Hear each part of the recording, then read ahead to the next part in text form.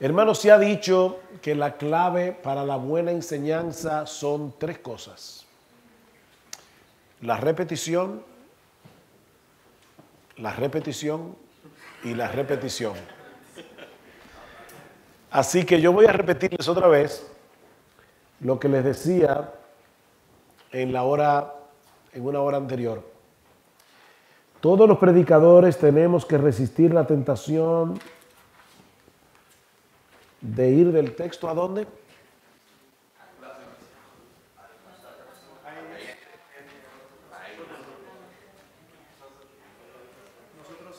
A nosotros hoy o nosotros ahora. Antes de llegar directamente del texto a nuestra audiencia, ¿qué debemos hacer? ¿Ir a dónde?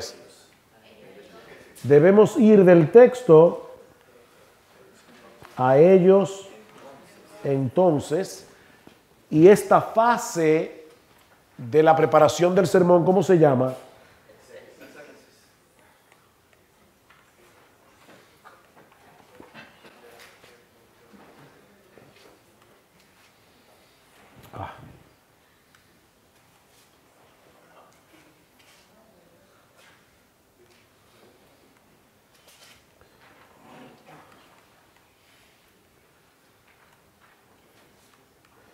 La palabra exégesis viene de ek, ago, en griego. Ek, sacar hacia afuera. Ago es guiar hacia afuera, sacar del texto lo que está dentro del texto.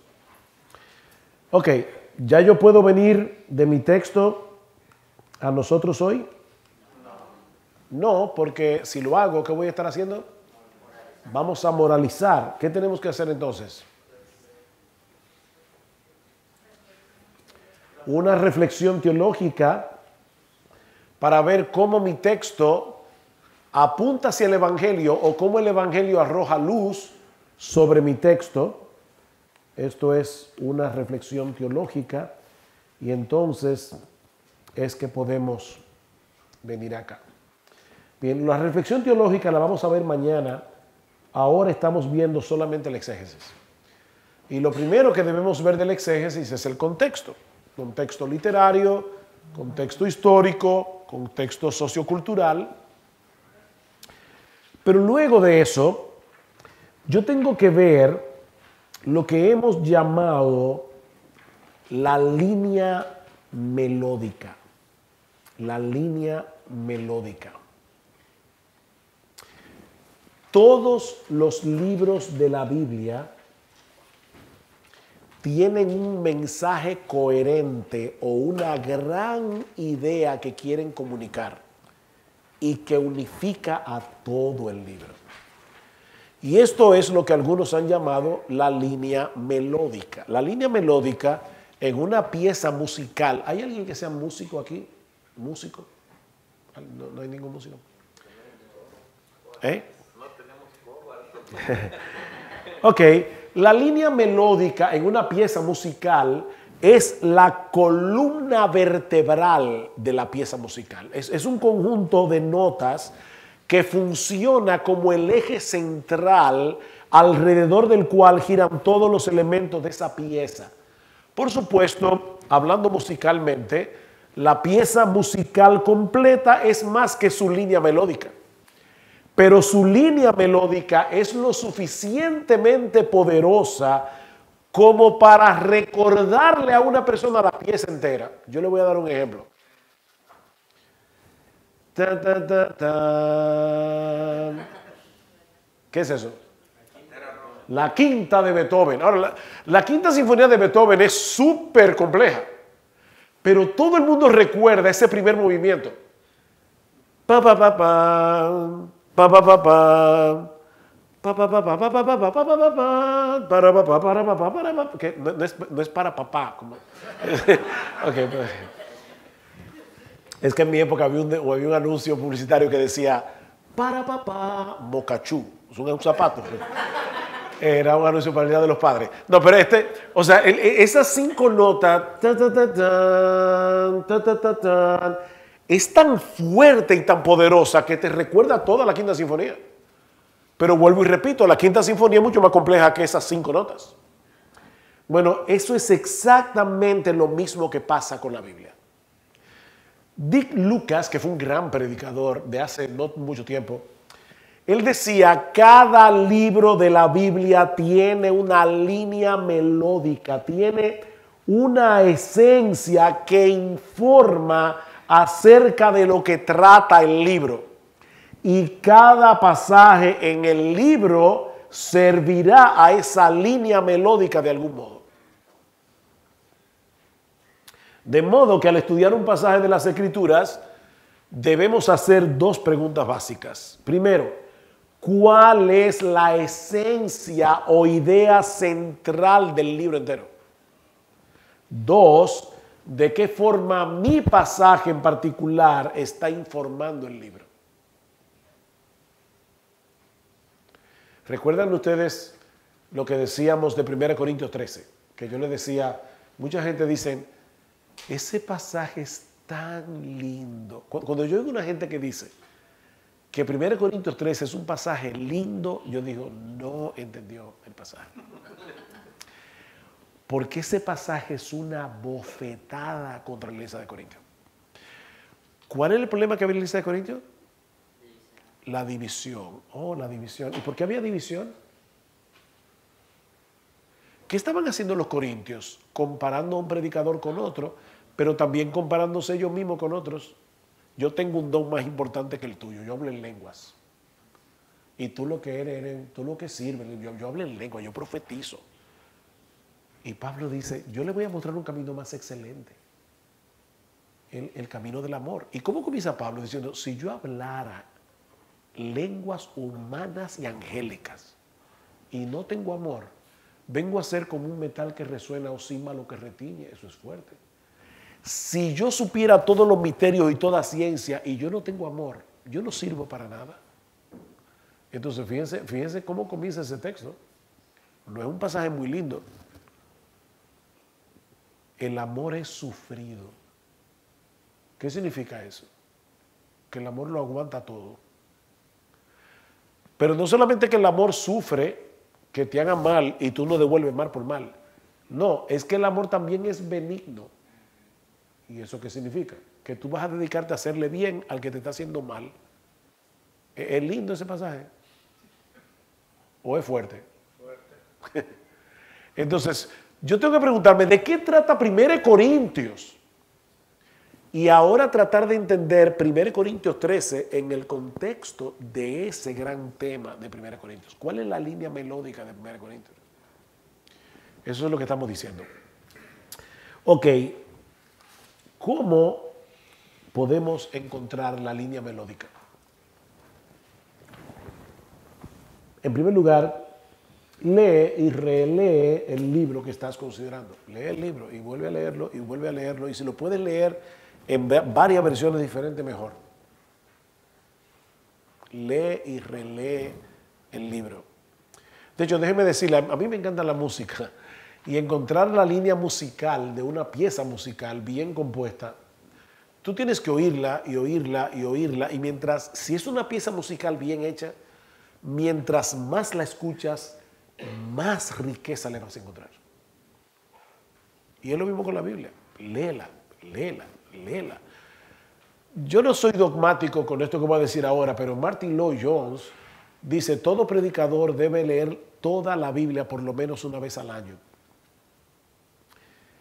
Yo no estoy seguro de que todo el mundo está hecho para leer toda la Biblia una vez al año. Hay gente que lee más lento y para leer la Biblia entera una vez al año tú tienes que leer por lo menos 4 capítulos al día. Y algunas personas dicen, mira, de verdad, yo prefiero leer la Biblia más lento y asimilo más. Ok, si tú eres de los que lees más lento, no hay ningún pecado en eso. Pero lee conforme a un plan que te asegure que tú vas a leer toda la Biblia cada cierto tiempo. Un predicador debe conocer su Biblia de tapa a tapa. De manera que con el paso de los años tú puedas decir, ya leí la Biblia entera una vez y otra vez y otra vez y otra vez, el tiempo que te tome. Yo, por ejemplo, hace años que estoy siguiendo un plan de lectura donde se lee toda la Biblia en 2 años y el libro de los Salmos Proverbios y el Nuevo Testamento 2 veces en ese año. Entonces es toda la Biblia, pero recordando que es el Nuevo Testamento 2 veces y los Salmos 2 veces también. Entonces yo encuentro que es un buen método de lectura, por lo menos para mí, y es leyendo 2 capítulos al día. O sea, no me lleva muy ahorrado, como decimos en República Dominicana, no me lleva muy rápido. 2. Observa las palabras o frases que se repiten en el libro. Por ejemplo, yo les decía, ¿qué palabras se repiten en Filipenses? Gozo, regocijo. Y hay que preguntarse por qué. 3. Encuentra temas recurrentes, flujo o trayectoria. Por ejemplo, en Primera y Segunda de Samuel, ¿hay algún tema recurrente?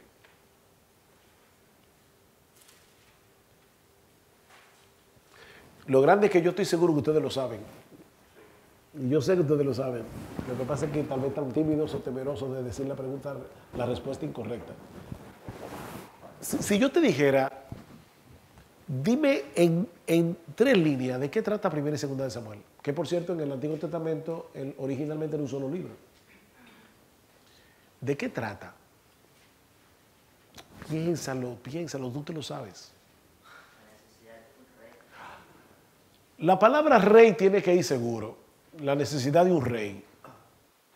El pueblo de Israel pidió un rey y Dios le dio a Saúl porque ellos querían un rey conforme a las naciones, no conforme al corazón de Dios. Queremos tener un rey como las otras naciones. Pues le vamos a dar a Saúl. Porque Saúl era presidenciable. O sea, Saúl era alto, buen mozo, fuerte. ¿Ustedes quieren un rey como las otras naciones? Le voy a dar a Saúl.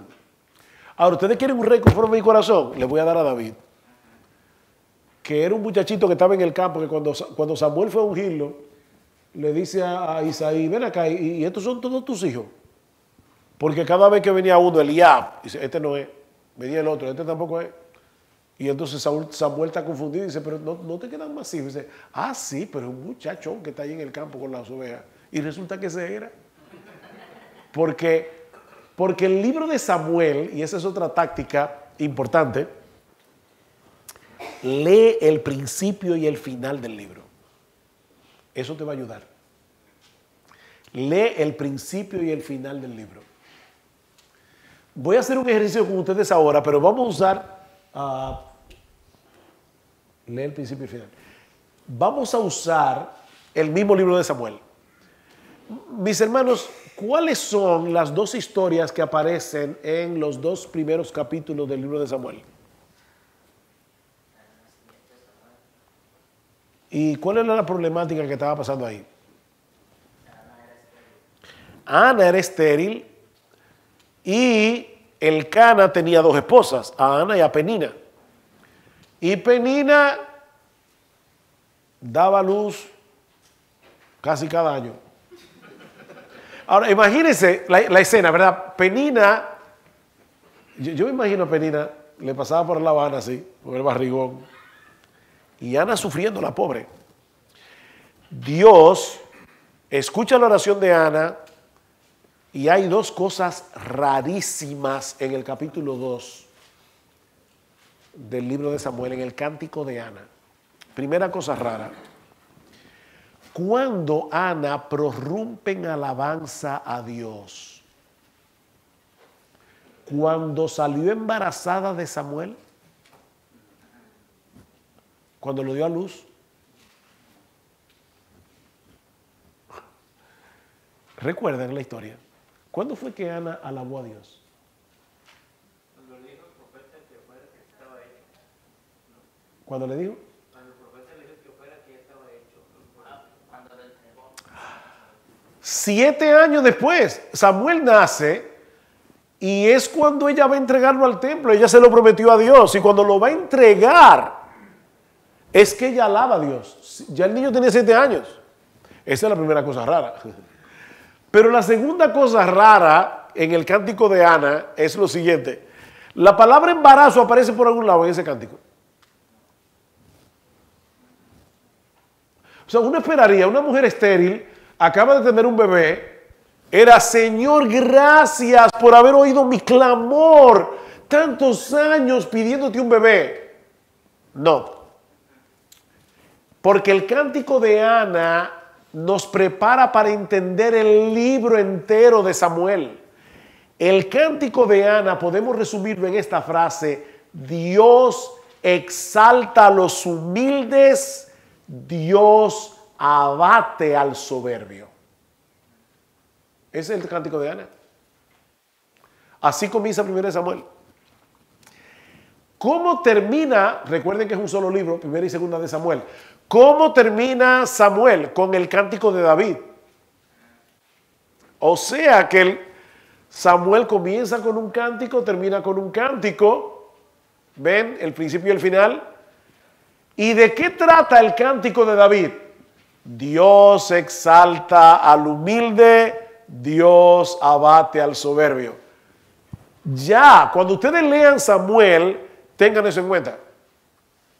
Porque es de eso que se trata el libro. Cómo Dios está haciendo la obra suya, exaltando al humilde y abatiendo al soberbio, para que su gracia sea la que brille. Porque es sobre la gracia de Dios el tema. La gracia de Dios. Es por la gracia de Dios. Dios no usa a los más fuertes, a los más poderosos. No, Dios usa a los que se someten a Él, a los que se humillan a Él. Dios usa a los pequeños, Dios usa a los que no son nadie. ¿Para qué? Para que la excelencia del poder sea de Dios y no nuestra. Ese es el tema. Entonces lean el principio y el final. De hecho, de paso, eso los ayudará a entender cualquier libro del mundo, si está bien escrito. El principio y el final. Ahí está el tema. Ok, ejercicio. Ustedes van a leer Romanos 1 al 4 y Romanos 16, 25 al 27. Principio y final.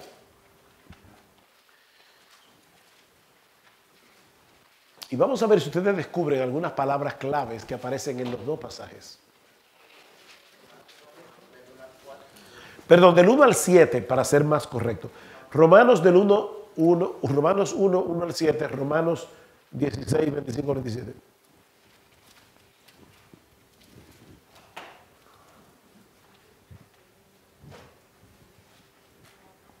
¿25 a 27? 16. Ajá.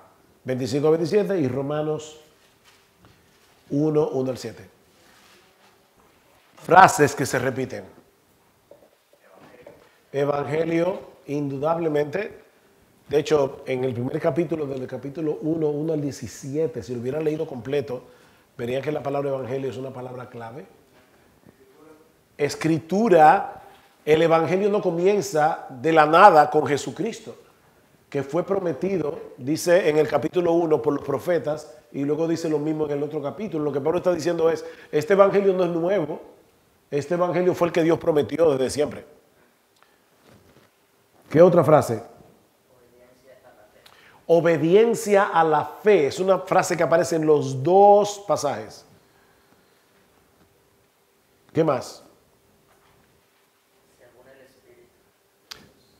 Aparece en el 16. Bueno, en el 16 dice según el... no. En el 1 sí aparece el Espíritu, en el 16 no. Según el mandamiento de Dios. Según el mandamiento, pero eso cuadra más con los profetas. Todas las naciones, el evangelio no es para un grupito, es para todos. Y obviamente, hermanos, Jesucristo. Jesucristo, cuando yo tomo todos estas palabras claves, de verdad, ahí está todo Romanos, en esas palabras claves. No vamos a tener el tiempo ahora, pero yo pudiera tratar de con esas palabras crear una frase que me resuma todo el libro de Romanos. Y ya yo puedo leer todos Romanos a la luz de eso. Por ejemplo, Romanos 9, 10 y 11 son definitivamente pasajes muy conflictivos en el libro de Romanos. Yo creo que si nosotros leyéramos esos 3 capítulos, no solamente interesados en las profecías bíblicas o en el futuro de Israel, sino en el argumento general de la carta nos ayudaría a entenderlo mejor. Pero no tenemos tiempo ahora para meternos en ese tema. Determina el tono general del libro. ¿Cuál es el tono de la carta? Por ejemplo, la carta a los Gálatas es como la de los Filipenses. La carta a los Filipenses, regocijaos. La carta a los Gálatas,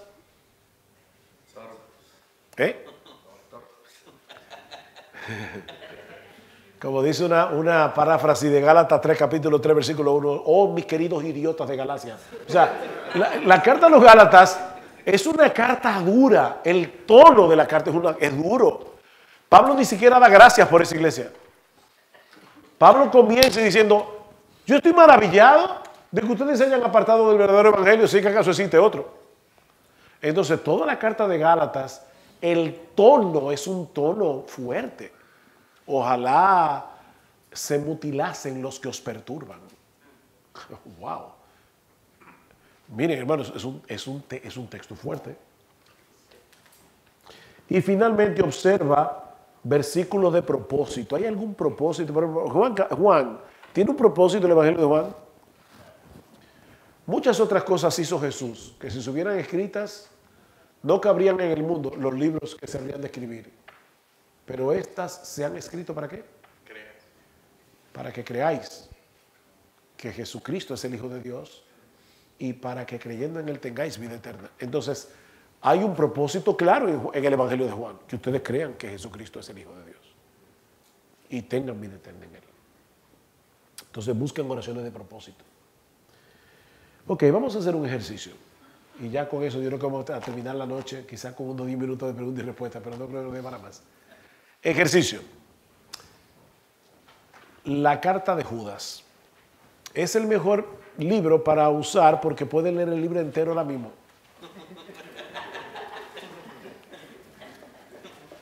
Yo les propongo que hagan este ejercicio con un compañero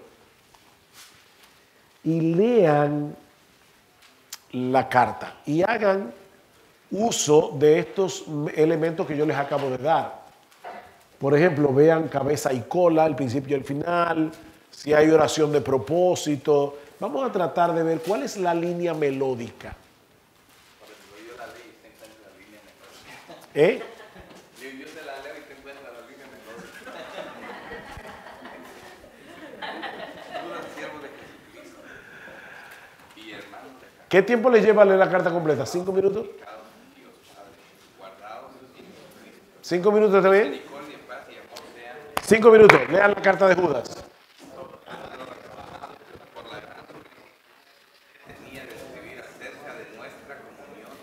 Común.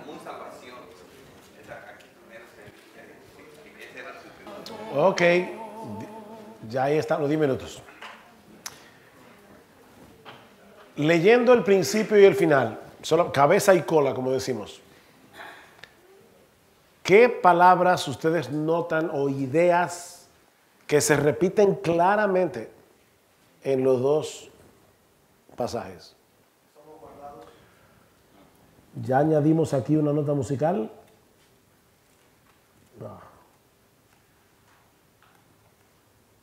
Guardados. Eso, mi pentagrama aquí medio mal hecho, pero estamos haciendo la sinfonía, la línea melódica. Guardados. ¿Quién guarda? Se dirige con Dios a los amados. Pero ¿quién es que guarda? Dios.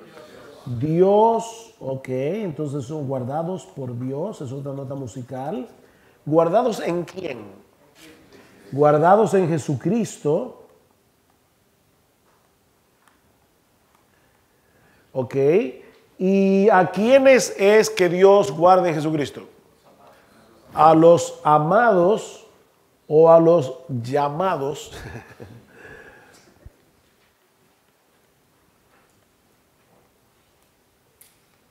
¿Ustedes lo vieron al principio y al final? Aquí dice, a los llamados, santificados en Dios Padre y guardados en Jesucristo. Al final dice, y aquel que es poderoso para guardaros sin caída y presentaros sin mancha delante de su gloria con gran alegría. Vamos a ver en el medio del sándwich que hay muchos peligros de los falsos maestros. pero una línea melódica provisional. Déjeme decir algo de la línea melódica. Uno tiene que escribirla y pulirla y pulirla. Entonces no tengan temor de dar una línea melódica provisional que después sea más pulida.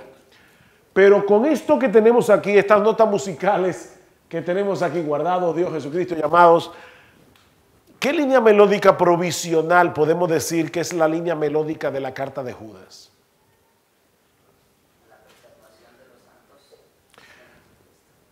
La preservación de los santos en Jesucristo, eso puede ser, o Dios guarda en Jesucristo a aquellos a quienes Él llama, o eso es una línea melódica provisional. Ahora, ¿se dieron cuenta, hermanos, qué sencillo es este ejercicio? Lean el principio y el final.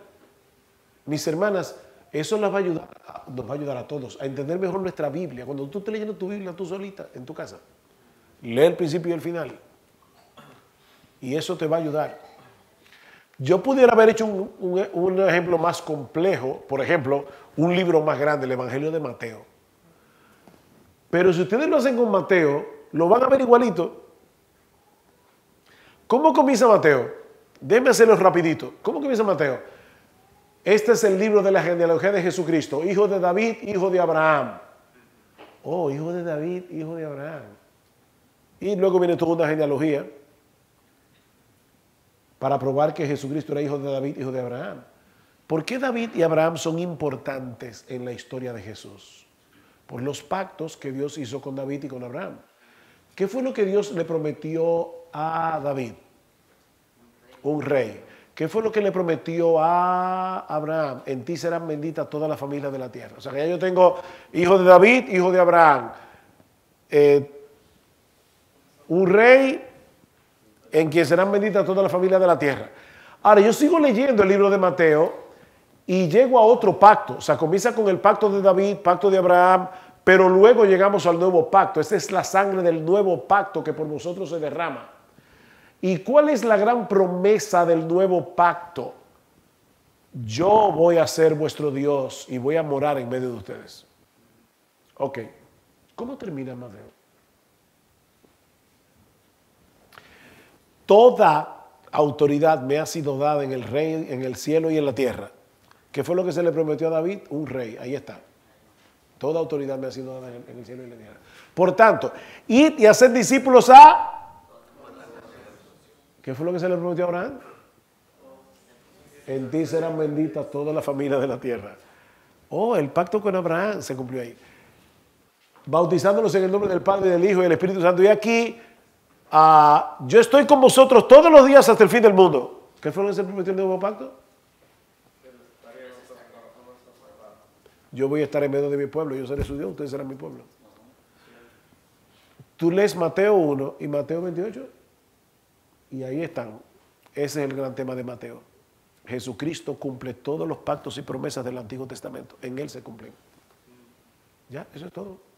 Ya lee todo lo que está en el medio así, con esos lentes. Y vas a entender mejor Mateo. ¿Se dan cuenta? Pero ven que no es tan complicado como parece al principio. Ok. Segunda estrategia. Palabras repetidas. ¿Qué palabras se repiten, Judas? Ustedes ya dijeron una. Amados. Amados. ¿Dónde está? Versículo 3. Amados, versículo 3. Versículo 1. ¿Dónde dice en el 1? Judas, siervo de Jesucristo, hermano de Jacobo, a los llamados, Llamados. amados en Dios, Es que, ¿qué versión tú estás usando?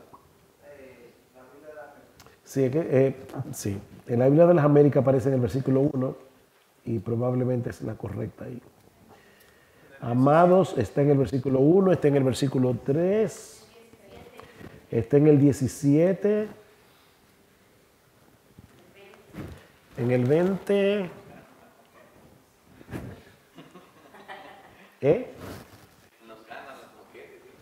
Sí, pónganse en esto, chicos.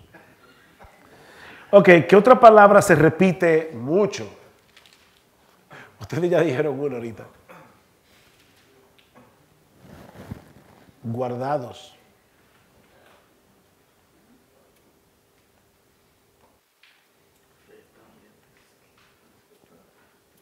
Guardados. ¿Dónde aparece guardados? En el 1. ¿Dónde más? En el 6. Ese es importante, van a verlo porque ahora. ¿Dónde más? Bueno, en español no se ve, pero en el versículo 13 dice, está reservada eternamente. La palabra griega, y es la misma, es guardado. Y otra que tampoco se ve en español es en el versículo 21, dice conservaos en el amor de Dios, es guardaos en el amor de Dios. Y el versículo 24. Ok, aquí hay algo ya que me tiñe, que me hace ver un poco diferente la línea melódica. Porque en el versículo 6 y en el versículo 13, el guardar allí es positivo o negativo. Es negativo. Ahora resulta que, según Judas, Jesús mantendrá en las tinieblas a los que fallen en guardarse. Porque fíjense que todo esto texto dice, los ángeles no guardaron su propia morada. Sodoma y Gomorra. Luego dice, conservaos, guardaos en el amor de Dios. Recuerden que yo les dije a ustedes, mis hermanos amados, que el texto bíblico es rey por encima de nuestras presuposiciones. Tú dirás, yo soy calvinista y yo creo que la salvación no se pierde. Y yo también. Yo también creo eso. Ahora, ¿qué dice Judas? Porque Judas dice que el que falle en guardarse, Jesucristo lo guardará en tinieblas. Entonces yo no puedo permitir que, como yo no creo que la salvación se pierde, voy a buscarle la vuelta para que ese texto diga lo que yo quiero que diga. Ese texto dice lo que el texto dice. Y ahí dice claramente que los que fallen en guardarse van a terminar en el infierno. Yo luego tengo que ver cómo mi teología encaja con eso, pero ¿qué dice el texto? Déjenme hacer para eliminar cualquier duda teológica aquí. Mis hermanos, según la Biblia, ¿quién da el don de la fe? Dios da el don de la fe. ¿Quién da el don del arrepentimiento? Dios da el don del arrepentimiento. De manera que a los gentiles ha dado Dios arrepentimiento para vida. Hechos capítulo 11, versículo 18. ¿Quién es el que cree? ¿El hombre o Dios? El hombre. ¿Y quién es el que se arrepiente? ¿El hombre o Dios? Dios. El hombre. Entonces, Dios da la fe, pero ¿cómo yo sé que Dios le ha dado a alguien el don de la fe porque ha creído? ¿Cómo yo sé que Dios le ha dado a alguien el don del arrepentimiento porque se arrepiente? ¿Cómo yo sé que Dios está preservando a una persona porque está perseverando? Si una persona no está perseverando y cree que va camino al cielo, se está engañando a sí misma. ¿Ven el punto? Entonces yo tengo que ir a Judas. Ahora yo veo que la preservación es tanto para positivamente como negativamente. Ok. ¿Hay algún versículo de propósito? El versículo 3 clarísimo. ¿Qué dice el versículo 3? Que él había pensado escribir acerca de nuestra común salvación, pero de repente Judas vio un peligro y dijo, espérate, yo tengo que hablar de otra cosa. El Espíritu Santo lo movió para hablar acerca de este tema, que contendáis ardientemente por la fe que ha sido navedad a los santos, porque la herejía destruye. Así como la sana doctrina edifica, la herejía destruye.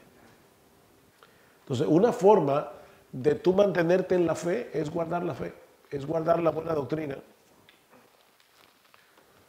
Ok, con el compañero que tienes al lado, una última pregunta. Conecta estas tres estratégicas y trata de darnos una línea melódica y escríbanla ustedes ahí.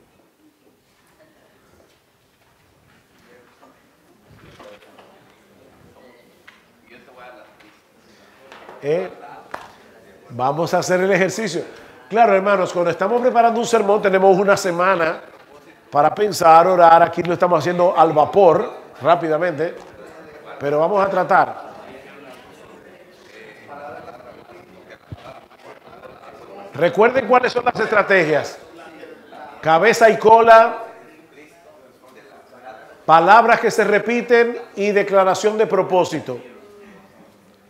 Escribe con tu compañero de al lado una línea melódica del libro de Judas que te ayude a entender todo el libro de Judas.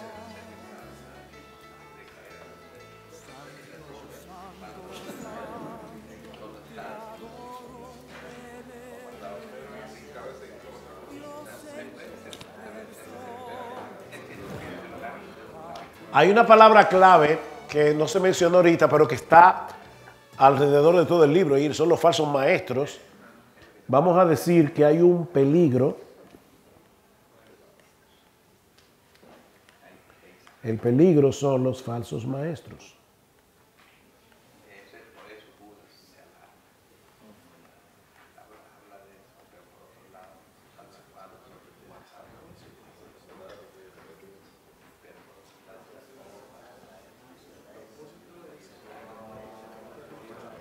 Y no olviden la declaración de propósito para que contendáis. Yo le estoy escribiendo esta carta para que contendáis ardientemente por la fe.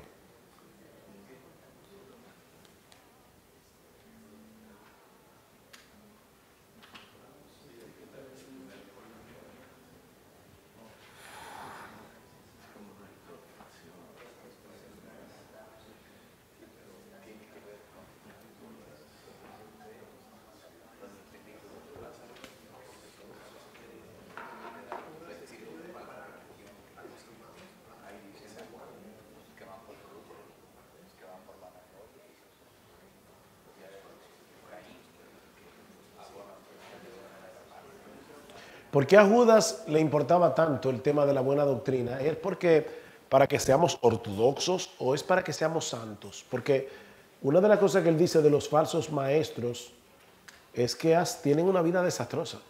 O sea, ellos dicen ser cristianos y viven una vida inmoral completamente, impía.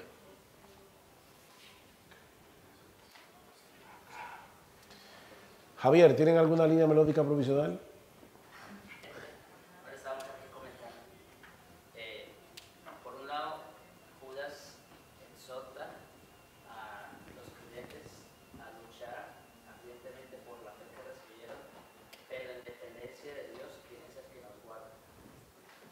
Ok, entonces, ¿cómo tú lo dirías? Está muy bien, ¿cómo tú lo dirías? Si fuera la línea melódica pudiera ser, debemos luchar o contender ardientemente por la fe. Sigue, ¿cómo fue que tú dijiste? En vez de decir, Judas nos exhorta a, dilo más bien como una línea melódica, debemos. O sea, no digas Judas, sino nosotros ahora, ¿cuál sería la línea melódica? Debemos luchar ardientemente por la fe. En dependencia de Dios, quien nos guarda hasta el final, sin caída.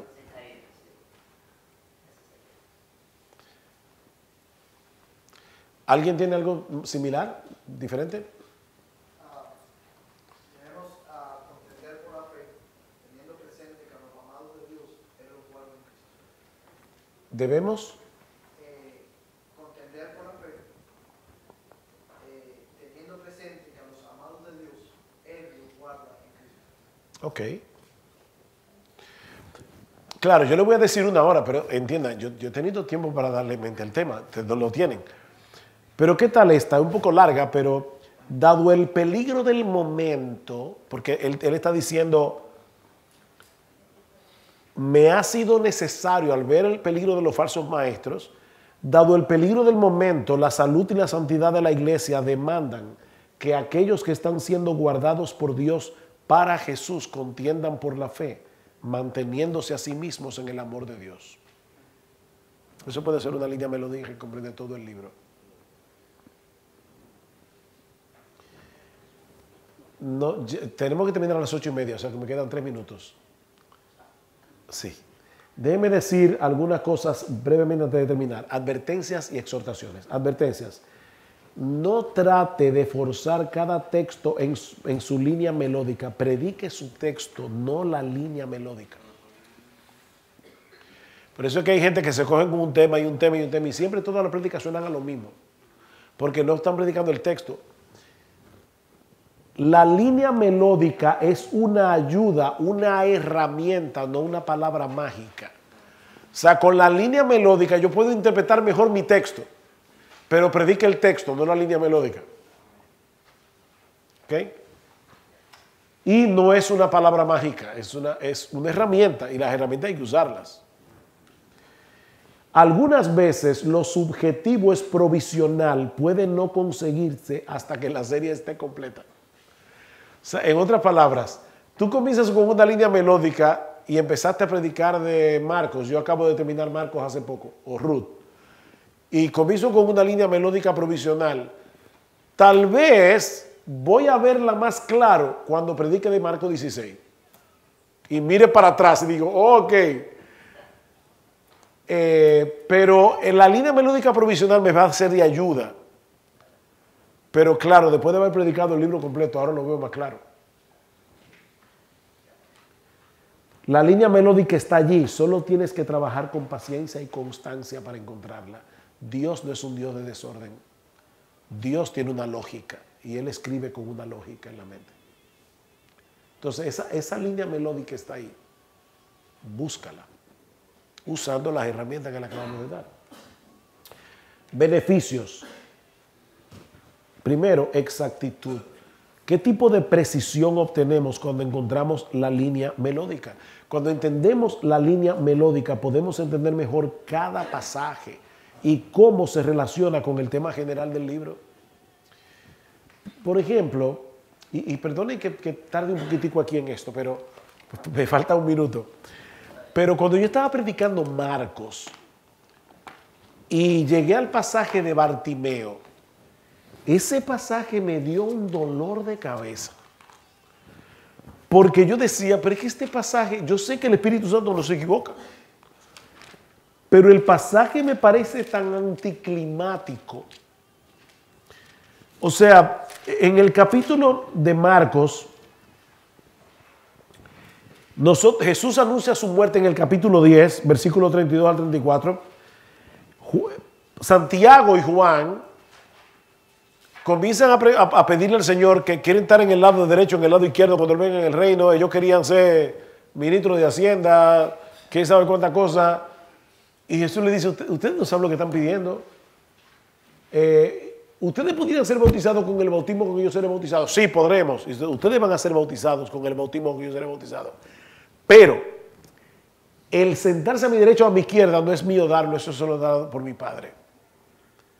Después de ese pasaje, ¡pum!, la entrada triunfal en Marcos 11. En la mente mía, eso era lo que iba después. Pero de repente Marcos mete la historia del ciego Bartimeo. Y yo decía, es que de verdad yo no entiendo qué hace ese pasaje ahí. Como que me rompe el esquema. Va tan bien que si siguiera la entrada triunfal de Jesús en Jerusalén sería perfecto, según yo.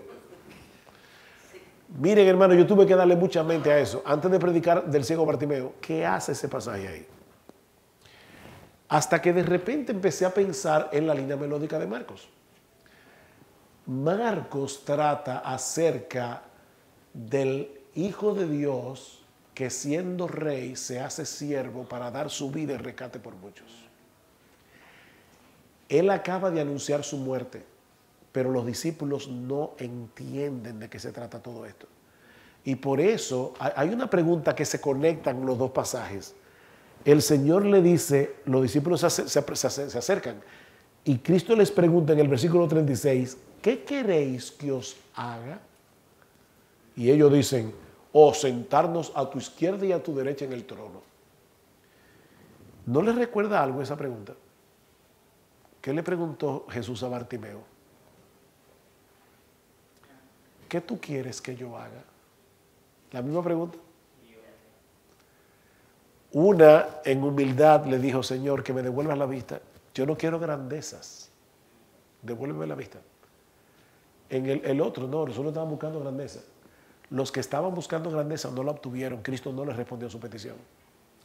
El que estaba pidiendo misericordia sí lo obtuvo. Pero no solamente eso. Bartimeo es el único personaje en el Evangelio de Marcos que se refiere a Jesús como hijo de David. Bartimeo entendió quién era Jesús. Un ciego vio lo que los otros no vieron. Es tan irónico, Marcos. Porque una de las cosas de las que Cristo acusa a los discípulos es: ustedes teniendo ojos no ven. A los discípulos, ustedes teniendo ojos no ven. Y esa petición de Santiago y de Juan es una muestra de cómo estos discípulos teniendo ojos no veían, pero el ciego Bartimeo vio quién era Jesús realmente. Jesús, hijo de David, ten misericordia de mí.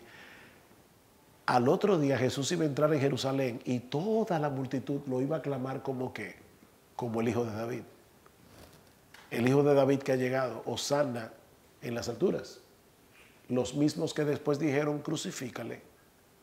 El ciego Bartimeo era el único en esa multitud que no solamente vio quién era Jesús, sino que de verdad reaccionó hacia él como debemos reaccionar los creyentes, en humildad hacia Jesús. Entonces, ese pasaje no está de más ahí. Ese pasaje presenta un fuerte contraste que si tuviéramos más tiempo todavía pudiéramos trabajarlo un poco más. Pero veremos que el Espíritu Santo, obviamente yo sabía que el Espíritu Santo no se había equivocado. Lo que yo no estaba viendo, ¿por qué? ¿Por qué había puesto ese pasaje ahí? Pero tenía una razón. Mi línea melódica me ayudó a ver qué hace ese pasaje ahí. Bien, hermanos, solamente me robé 4 minutos. Bueno, perdón. Otra cosa más, ayuda a la memoria. ¿Cómo el recordar ayudará al oyente en la línea melódica? En otras palabras, nuestra gente rara vez recordará sermones individuales, pero si usamos correctamente este principio, ellos van a poder recordar cuál es el punto principal del libro. Y yo les decía una y otra vez a mis hermanos: recuerden cuál es el tema de Marcos. Jesús es el Hijo de Dios que siendo rey se hizo siervo para dar su vida y rescate por muchos. Todo el tiempo. Y finalmente, instinto. ¿Cómo ser fiel a la línea melódica ayudará al instinto de nuestros oyentes? Nosotros tenemos la oportunidad de ayudarles a desarrollar instintos sobre libros individuales que les servirán por el resto de su vida. En otras palabras, estamos enseñando a nuestra gente cómo leer la Biblia. Cuando ya no estén oyendo a Marcos. O sea, cuando ellos ya la serie de Marcos se predicó, pero cuando ellos vuelvan a leer Marcos, ellos van a tener un lente que les va a permitir entender Marcos mejor que lo que lo entendían antes, tiempo después. Bien, hermanos, ¿cuál es el principio que hemos considerado hoy? Que vamos a manejar mejor un texto específico si entendemos de qué se trata todo el libro. Esa es la línea melódica. Bien, mañana seguiremos viendo cómo predicar a Cristo desde cualquier texto de la Biblia. Y luego entonces vamos a ver qué hacemos de la exégesis al sermón.